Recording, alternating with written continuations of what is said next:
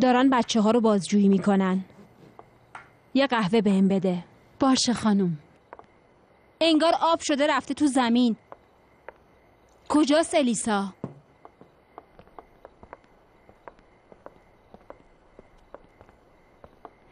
عمه کریستینا ناراحته. چرا عزیزم؟ چی شده؟ عمه الیسا کجاست؟ الیسا گم شده؟ کی برمیگرده؟ زود، خیلی زود. شماها باید طاقت داشته باشین. بیا اینجا. من فکر میکنم که الیسا یه جاییه که به تلفن دسترسی نداره. اصلا یه کاری میکنیم.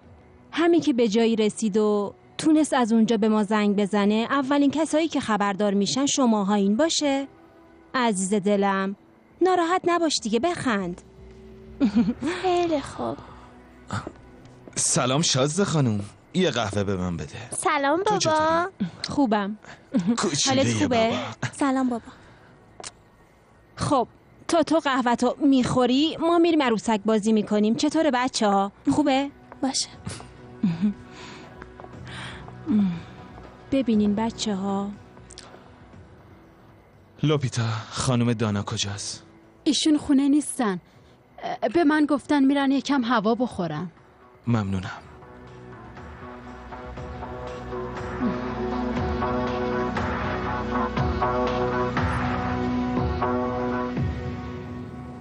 ریواز هستم. تونستین از سیم کارت چیزی در بیارین؟ عالیه. لیست تمام تماسا رو تا امشب میخوام. خداحافظ. خانم دانا، خانم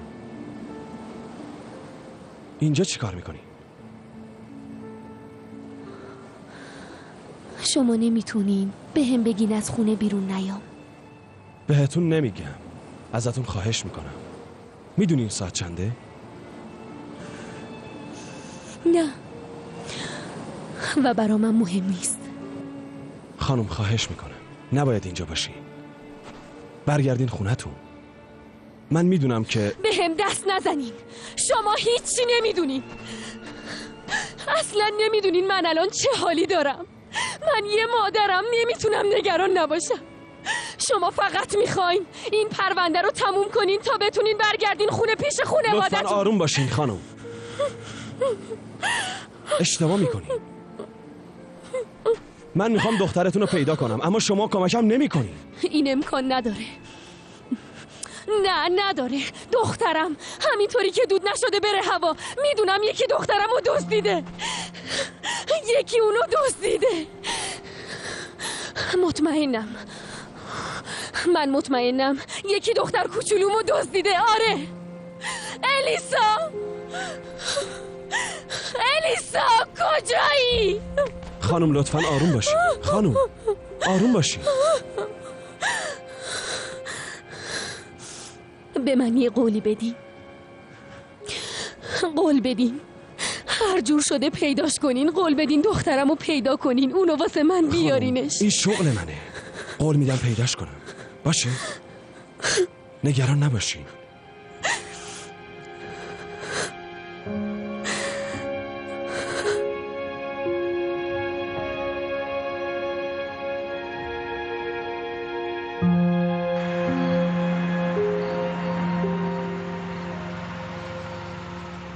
شما باید برین استراحت کنین.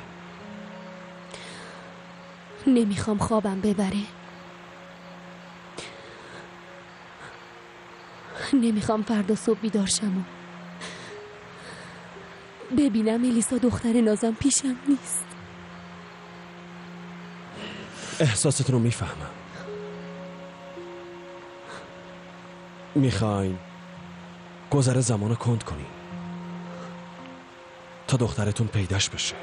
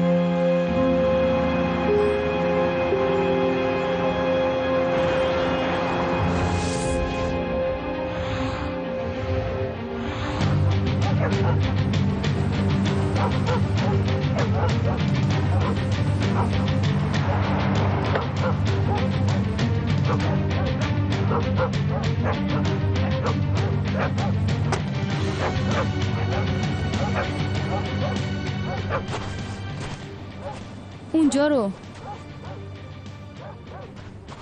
خبری نیست؟ نه هنوز. لازم نیست شما اینجا باشین. خودتون رو خسته نکنین. میتونین برین خونه. اگه خبری شد ما حتما بهتون خبر میدیم. ببینین خانم، دختر منه که گم شده. حقمه که اینجا باشم. نمیتونین مانع اینجا اومدن ما بشین. فهمیدین؟ آقای ماریانو، ما مانعتون نمیشیم. لطفاً آروم باشین و بذارین ما کارمون رو بکنیم. دانا، الیسا خودشه. خانم آروم باشین. لباس دخترم. دانا، لباس الیسا. دانا. الیسا، الیسا، دختر کوچولو.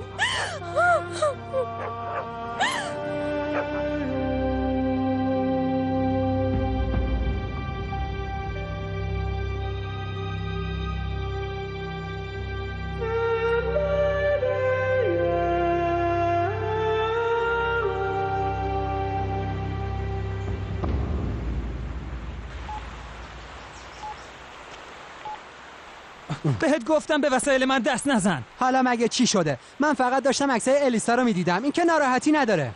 چرا تو دیسکو تنهاش گذاشتی؟ تقصیر توئه که نمیدونیم اون کجاست. بس دیگه خفه شو. من اصلا نمیدونم چه بلایی سر دروغگو. فکر میکنی من خنگم سانتیاگو؟ شما دوتا رو با هم دیدمتون. چی؟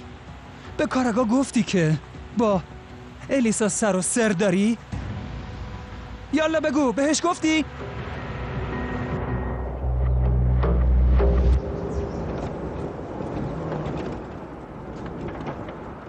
نه همچین چیزی امکان نداره. وای خدایا، اینو از کجا فهمیدن؟ بریم کنار. شما از بریم کنار. ندارین؟ کنار. چند بریم ساعت کنار. شده؟ خانم جانا، گفتم بریم. خانم جانا، خواهش می‌کنم به سوالات ما جواب بدید. تنهامون بذاریم. بریم کنار. من فقط یه سوال دارم. خواهش می‌کنم. بریم کنار. خانم جانا، خواهش میکنم. که شاید هستید آقای ماریانو آلتامی. خواهش میکنم آقای ماریانو. باورم نمیشه. واقعا که چطور میتونن بیان تو خونه من؟ کارگاه، من ازتون میخوام برای خونم محافظ بزنید تا نتونن پاشونو اینجا بذارن. اونا دارن کارشون رو انجام میدن. اما قول میدم سعی کنم وضعیت رو آروم نگه دارم. به همون بگین لباسه چی شد؟ تلفن و لباسشو فرستادیم لس آنجلس. تو آزمایشگاه پلیسه. مطمئنین اون لباس تن الیسا بوده؟ شاید مال یکی دیگه باشه. بله برونو، اون لباسی بود که الیسا برای دیسکو رفتن تنش کرد.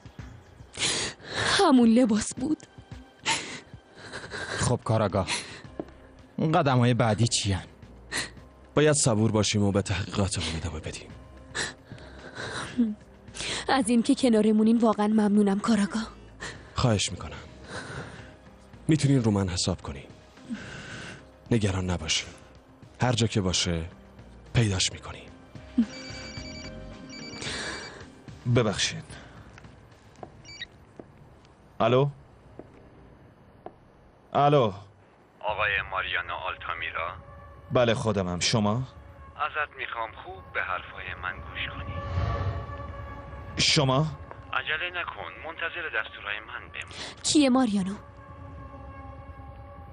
الیسا پیش منه.